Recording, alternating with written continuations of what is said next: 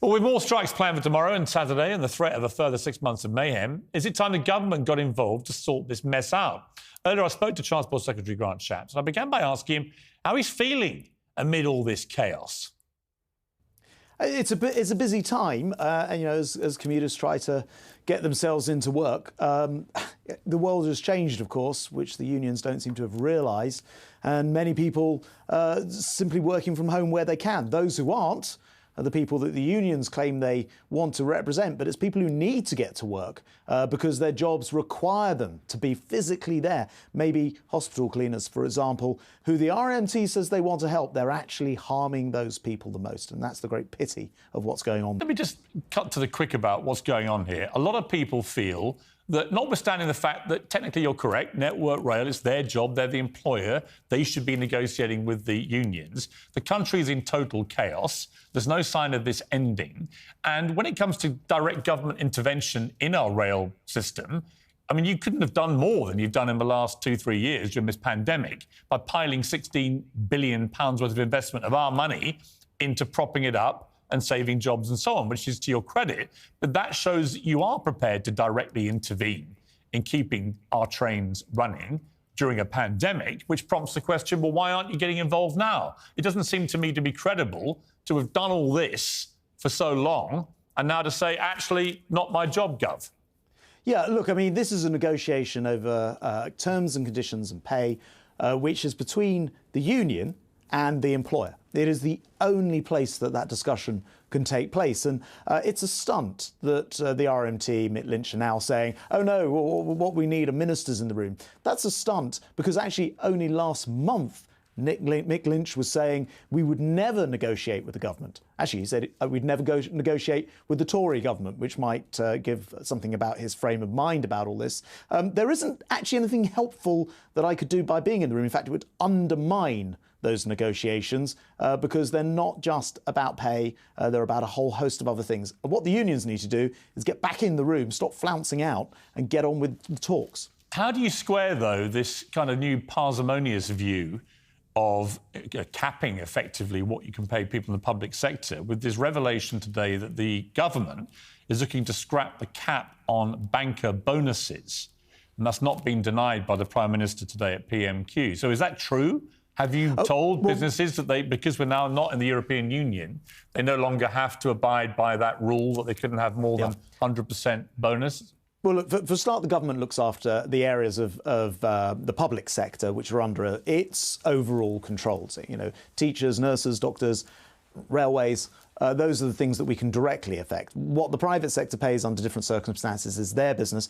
I hope you'll forgive me. I'm not an expert on city rules, but my understanding is that there are always discussions and considerations about, particularly now we're outside of the EU, where caps lie in all of this. But I will have to leave it to the Treasury and others who will be better informed. But you would understand. I was going to say they're not, of course, public workers. Right, but if you, I understand the distinction, obviously. But clearly, if the UK government is telling people in the banking world, you can remove the cap on your bonuses, we're not in the European Union anymore, haven't got to abide by these caps, off you go, lads, fill your boots. That does jar very heavily with people right now who are struggling to feed their kids or queuing in food banks, or indeed, people like MICK, LYNCH on behalf of his members would say, well, this is completely outrageous. So I think it's a perfectly valid question to ask any member of the cabinet, frankly, as to whether this is true. Have you guys given the nod to the banking world? You can give yourself what you like as bonuses.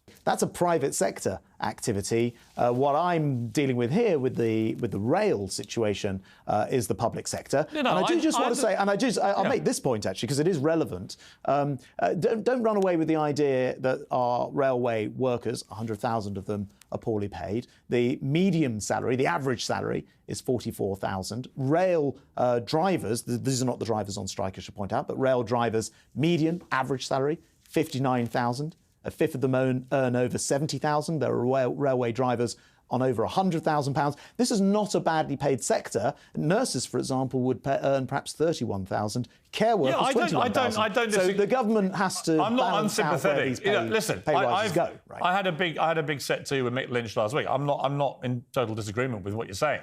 I think that if you're going to start shelling out big pay rises, nursing staff should be top of the list. It would be my view. But I do think that this issue of the private sector and a word from the government that you can all fill your boots with bonuses, it could not be worse timed for you when you're trying to have a position as a government that there's not enough money in the pot for the public sector.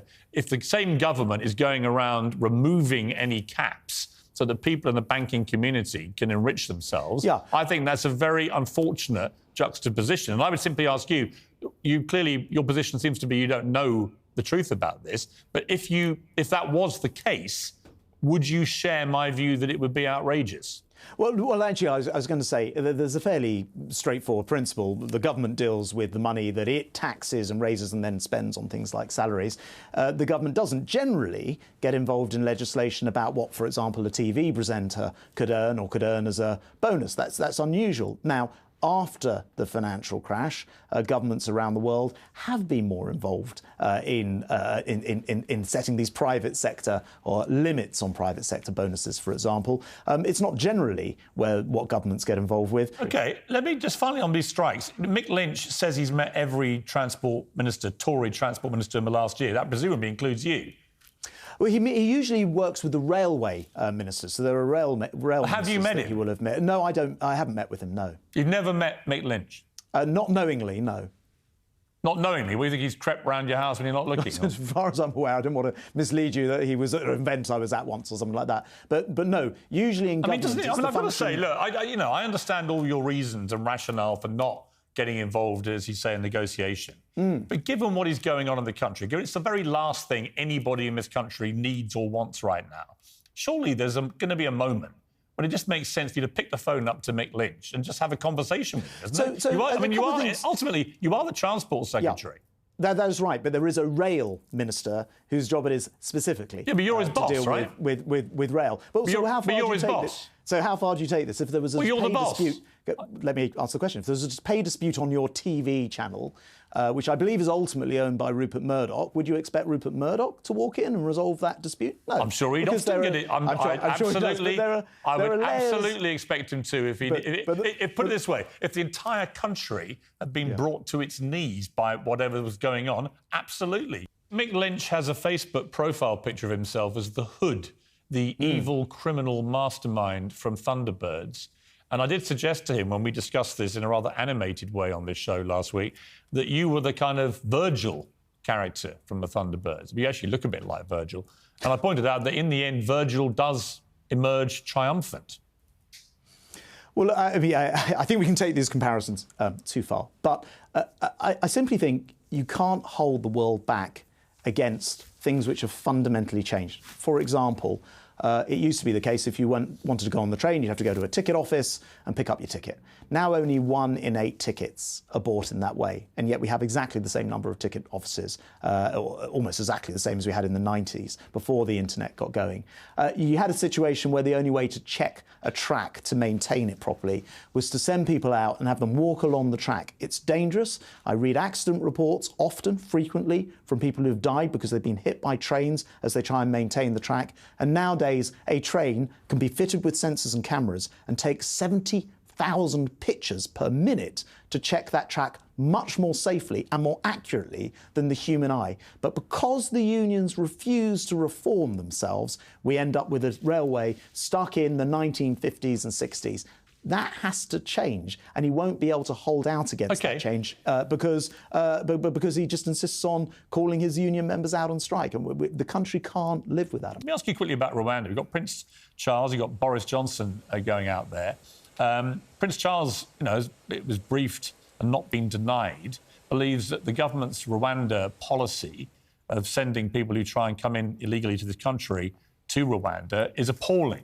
What is your response to that? I think what is incredibly inhumane is standing by and watching people drowning in our channel, watching people pay people smugglers and criminals, criminal gangs, to bring them to this country. And other than wringing our hands and saying this is terrible, simply not having a plan to deal with it. And that is essentially, well, as far as I can tell, the position of everyone else, every other party, every political party in this country, apart from the Conservative Party. You may not agree with the plan, but we have a plan, and that is to ensure that people are put off, that we stop the trade, the illegal traffic in people. I've got a big problem with the taxpayer shelling out £500,000 a pop for empty planes on tarmacs who end up going to Spain rather than Rwanda. In which case, let's tackle the law, the legal establishment, which will fight this endlessly. And by the way, to put that into comparison, we spend £1 billion a year on dealing with the upshot of this asylum system not working. So, I understand that it will cost money to establish a new route, but what about all the money it costs to maintain a system which is fundamentally broken?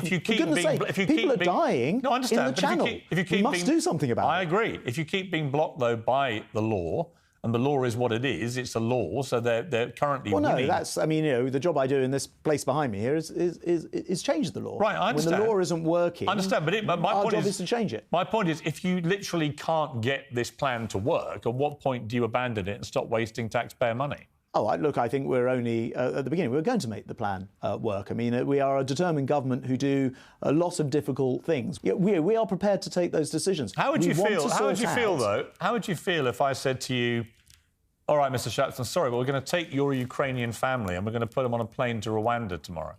So the Ukrainian family. Well, the Ukrainian family that you're currently hosting. Yeah, the Ukrainian family that lives with me. Could you have that conversation with them? Well, I was going to say they came here through a legal route. I understand. I understand the distinction. I'm talking about the morality of it. Really, is it? Could you imagine having that conversation with them and saying, you're not going to stay in safe Britain.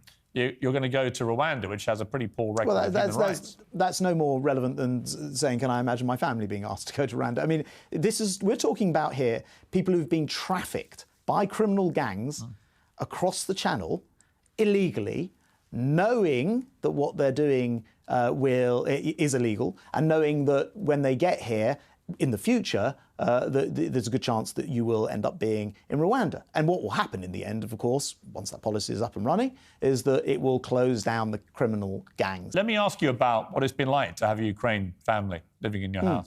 We're delighted to have them with us. They're lovely people. Their country's under attack.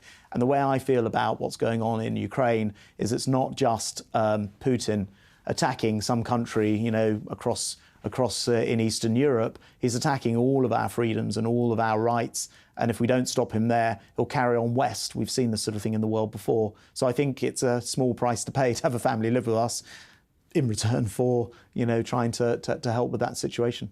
Well, it's a great thing that you do for that family, and I'm sure it's hugely appreciated by them and by Ukraine.